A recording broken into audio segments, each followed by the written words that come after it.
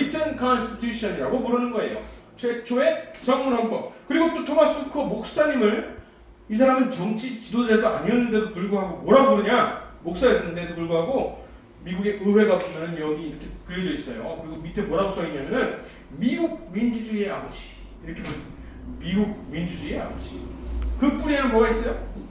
신명기 1장 말씀입니다. 신명기 1장 말씀. 그리고 이 대의제를 여기서 하잖아요. 천부장, 백부장, 50부장 해가지고 대의 통치하는 거를 대의제라고 그러는데, 이 대의제의 원형이 어디에서 나오는 거예요? 그러면 모세오경에서 나온다는 것이죠. 신명기가 모세가 썼으니까 이런 사실이 있는 겁니다. 그래서 요 신명기 1장 말씀은 어디를 토대로 되어 있냐면은 또 다른 모세의 책 출애굽기 18장이 있습니다. 출애굽 18장. 여기에 모세가, 이 모세 영화, 그 10개라는 영화에 보면은 모세의 장면인데, 모세가 여기 상대방 누구냐면은 모세의 장인어른이 있어요. 이드로가 와가지고 이 방침을 가르쳐 주는 겁니다. 너 이렇게 하지 말고 천부장과 백부장과 50부장 이런 거 세워가지고 스스로 통치하게 해야 돼 라고 가르쳐 주는 거예요. 이방 제사장이 그거를 이 방침대로 했더니 이 수백만이 되는 이스라엘 민족을 잘 이끌었다라는 그 이야기를 하는 거예요. 그런데 여기서 세 가지를 가르쳐줘요. 세 가지 방침을. 여기에 대의 민주주의도 있고 민주주의의 원형이 있고 법치주의가 여기 있다는 겁니다. 첫 번째 뭘까요? 그들에게 율례 법도 율법이죠. 율법을 가르쳐서 마땅히 갈 길과 할 일을 그들에게 먼저 보여줘라. 그들에게 법을 가르쳐주라는 거예요.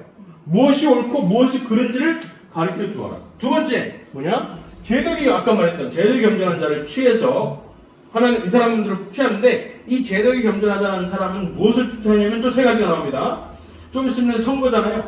선거할 때 우리 민주주의 시초가 이거니까 사실은 모든 민주주의에서 선거를 할 때 이 세 가지 기준을 따르면은 실패할 수가 없어요. 첫 번째 뭐냐?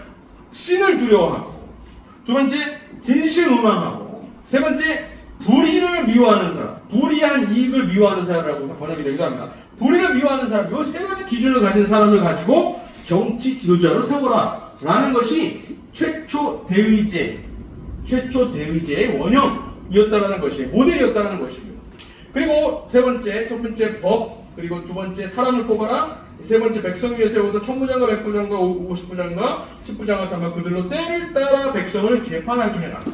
자치하게 하라. 이것이고 민주주의, 우리가 누리고 있는 대의민주주의의 뿌리에서 뿌리를 추적하다 보면은 여기까지 이른다라는 것이죠. 모세오경까지 이른다라는 것입니다. 이것은 기독교인이 아니어도 충분히 해야 하는 그러한 내용입니다. 우리가 누리고 있는 민주주의의 뿌리가 그렇다는데, 그렇죠? 그래서 10개를 내려주시는 거예요. 뭐를 주기 위해서? 마땅히 갈 길과 할 일을 가르쳐주기 위해서 10개를, 바로 20장, 아까 18장이었잖아요. 18장이었는데 20장에 그래서 10개가 내려오는 겁니다. 10개는 뭐예요? 그 당시에 이런 법이 없지 않았어요.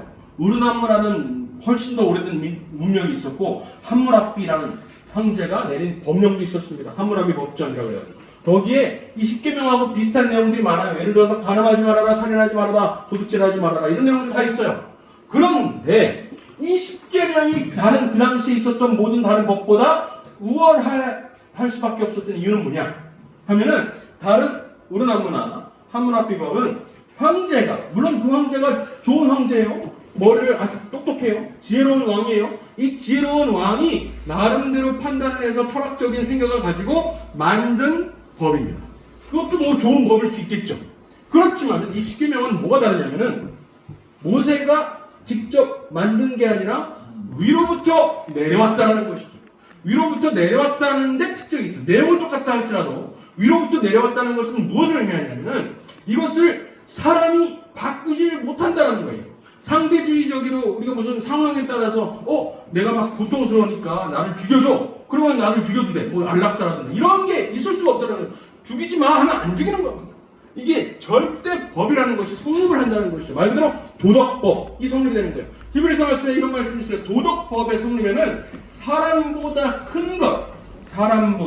큰 것에 대한 맹세를 필수적으로 요구한다 라는 말씀이 있어요. 실제로 그러합니다. 도덕법이라는 것은 우리 사람들끼리만 있다라면은, 우리가 만약에 독립정신에도 그런 말이 나와요. 무슨 말이 있으면 독립정신에 뭐라고 되냐면은, 너무나 놀라운 표현인데요.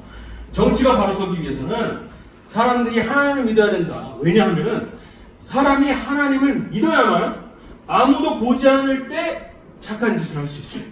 그리고 아무도 보지 않는데 나쁜 짓을 안 할 수가 있어요. 이거 얼마나 놀라운 통찰력이에요?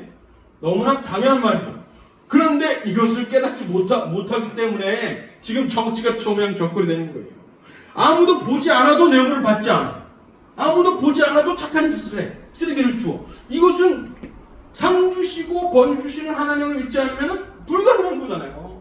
그런데 우르나무 법이나 함무라비 법은 사람이 만든 거기 때문에 그러한 조건이 성립이 안 된다는 것이죠. 그래서 십계명이 우월한 것이고 십계명을 비기독교인들도 뭐라고 부르냐면은 서구 자유 문명의 기초다 이렇게 말을 하는 거죠.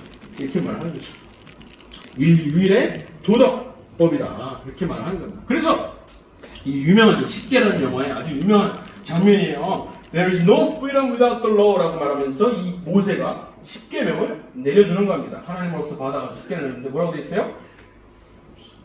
법이 없으면 자유도 없다. 이 유명한 말을 하는 겁니다. 나중에 로크라는 유명한 철학자가 이 말을 그대로 갖다가 쓰죠. There is no freedom without the law. 아주 유명한 말입니다. 법을 지키지 않는데, 법이 없는데 자유가 있을 수 없다는 겁니다. 법이 없으면 자유가 뭐가 되죠? 방종이 되는 것이고 결국에는 그 방종으로 스스로를 파괴해요. 우리 어린아이만 생각해도 마찬가지잖아요. 어린아이한테 어떤 바운더리 하지 말아야 될 것을 정해주지 않는다면은 아이는 이 꼬챙이 가지고 전기 콘센트를 막 찌른다거나 이런 데 막 올라간다거나 하면서 스스로를 파괴하게 돼 있어요. 그게 바로 인류 문명의 법칙입니다. 인간 사회의 법칙이에요. 규정과 마땅히 할 것과 마땅히 하지 말아야 될 것을 규정하는 법이 필요하다는 것입니다. 우리가 자유를 누리기 위해서는. 그렇죠? 그런데 이것이 미국하고 무슨 상관이냐 그랬을 때 이 그림이 아주 특징이에요. 미국의 국장 아시죠? 미국의 국장. 이게 이제 미국의 국장이에요. 미국의 독수리죠. 어딜 가나 미국을 상징하는 것은 독수리로 돼 있어요. 근데 왜 독수리가 되느냐? 영국은 뭐예요? 사자잖아요. 사자죠? 왜 영국처럼 사자가 아니라 여기는 독수리냐라고 했을 때 아무도 정확한 대답을 내놓지 못합니다. 그렇지만은 대답은 뻔하게 나와 있어요. 그런데 그 말을 하지 못할 뿐이에요. 뭐냐 하면은 이 독수리 문양을 만들 때가 1781년입니다. 그런데 1776년 독립을 선언했을 당시에 이미 이 국장의 초안이 나와 있었어요. 그 국장의 초안은 뭐냐면 아까 보여드렸던 이 사진입니다. 이 사진을 미국인들이 그려와가지고 뭐라 그러냐면은 이것이 미국의 상징입니다. 이렇게 들이민 겁니다. 1776년 7월 4일 날 독립선언을 했잖아요. 독립선언을 한 다음에 한 두 달이 안 돼요. 8월 20일 날 이걸 가져왔습니까? 8월 20일 날 이걸 가져오는 거예요. 이 그림 가져온 이 그림 뭐죠? 그렇죠. 모세가 여기 있고 출애굽이에요. 출애굽. 홍해에 떠밀려 내려가는 바로의 병사들, 애굽 병사들, 그죠? 그리고 이 모세와 히브리 민족, 이스라엘 민족이라고 할 수가 있고, 요거는 구름기둥인지 불기둥인지 모를 만한 하나님의 어떤 임재, 신의 임재를 뜻하는 것이죠. 그리고서 여기 뭐라고 써있냐면 rebellion, tyranny, rebellion to tyranny is obedience to God. 불이, 폭정에 대한 한건, 저항은 곧 하나님에 대한 순종이다. 이런 말이 있어요.